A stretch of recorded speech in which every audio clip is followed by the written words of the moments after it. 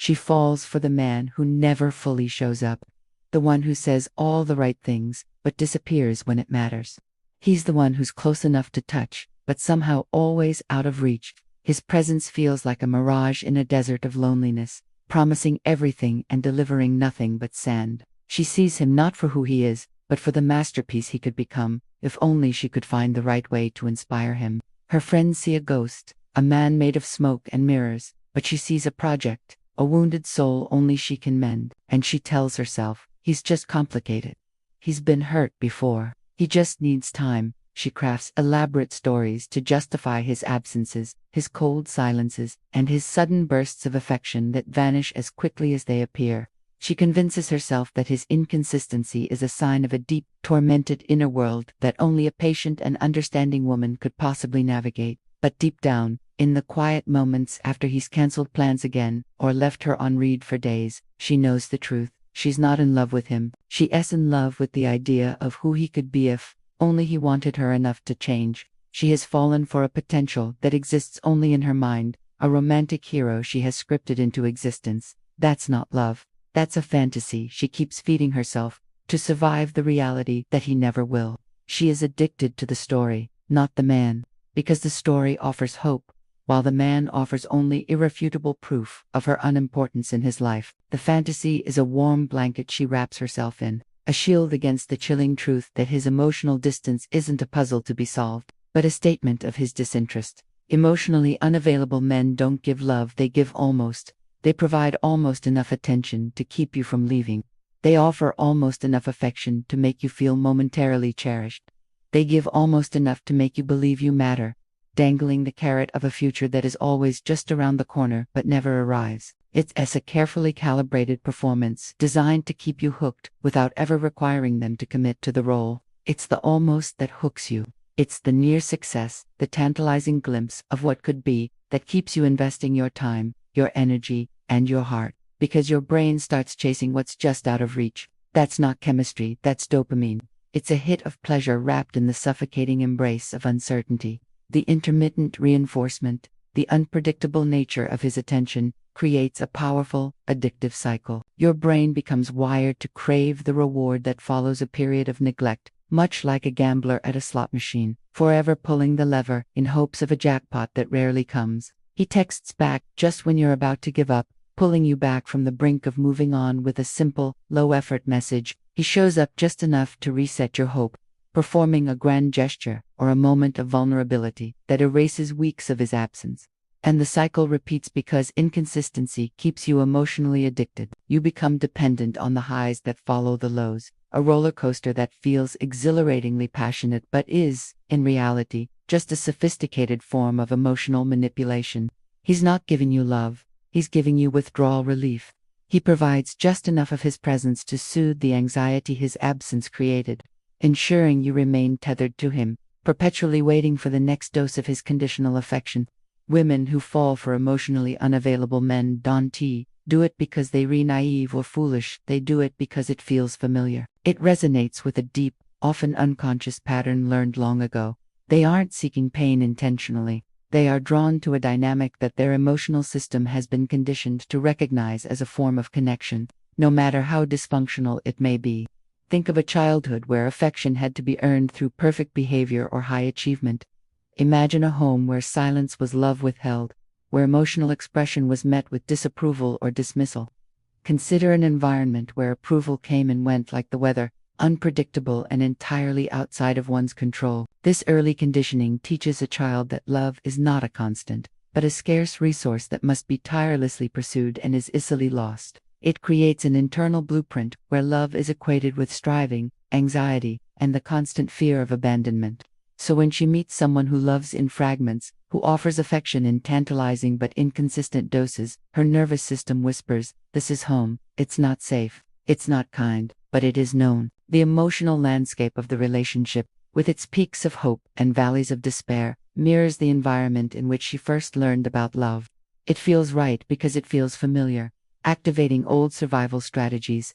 She's not drawn to his mystery, she's drawn to the chaos that feels like connection. The constant effort to decipher his moods, to win his approval, to secure his fleeting attention, This is the work she has been trained for her entire life.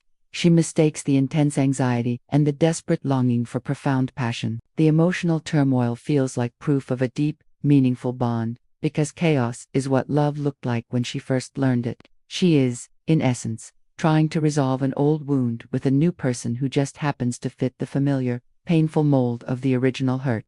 She thinks if she's patient enough, soft enough, loving enough, he'll finally open up.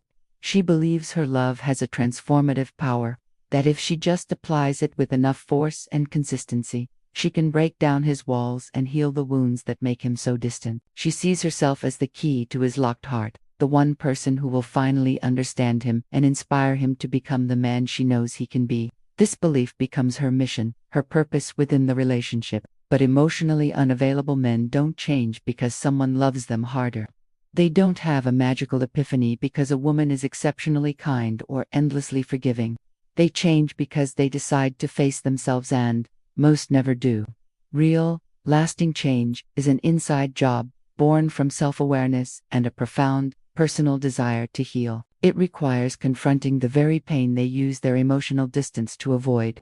It's a journey most are unwilling to take, as it is far easier to keep the world at arm's length than to confront the demons within.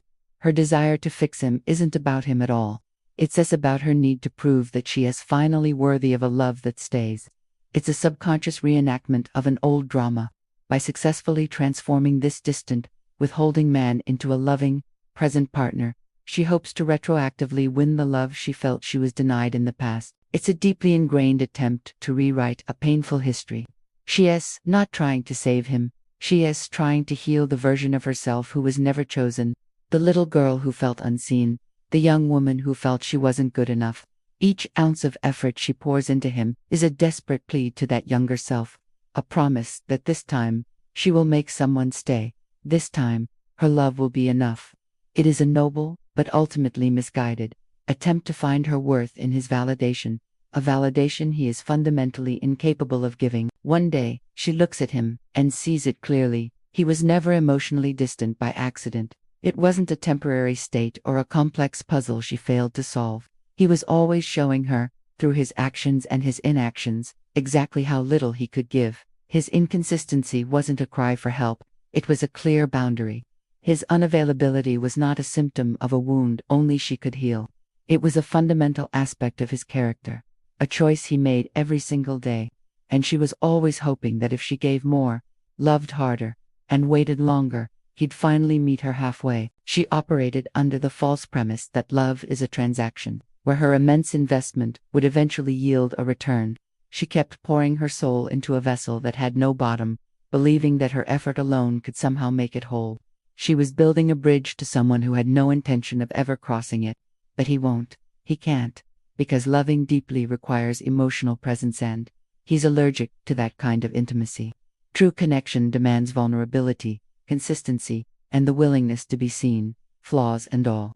These are the very things he has spent his life avoiding. His entire emotional framework is designed to prevent the kind of closeness she craves. He is not a fixer-upper. He is a closed system, and she has been standing outside, knocking on a door that will never open. That's the moment she realizes she's been building a life around a ghost, a man who only exists in moments, never in truth. He was a collection of fleeting highs, of potential and promises, but never a solid, reliable partner. She had fallen in love with a highlight reel, while ignoring the vast, empty footage of his absence. The man she loved was a character in her own story, not a real person standing beside her.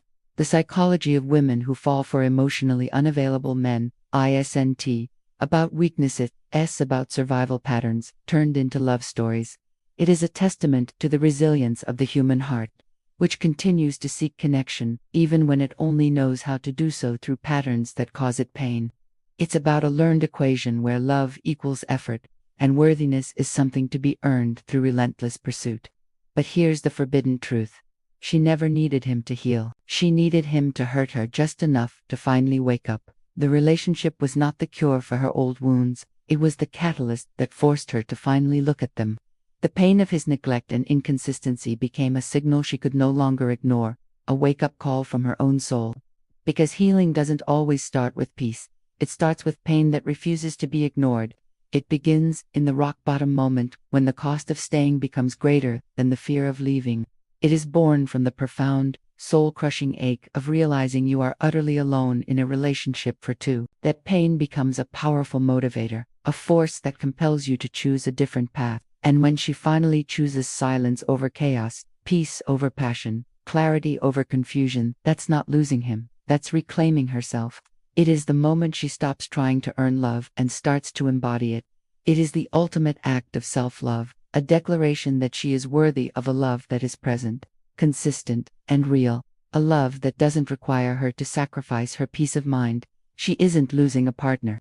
She is gaining a self she had long ago abandoned. If this video spoke to you, watch next. The Psychology of Women Who Stay in Unhappy Relationships. It explains why we confuse pain with love.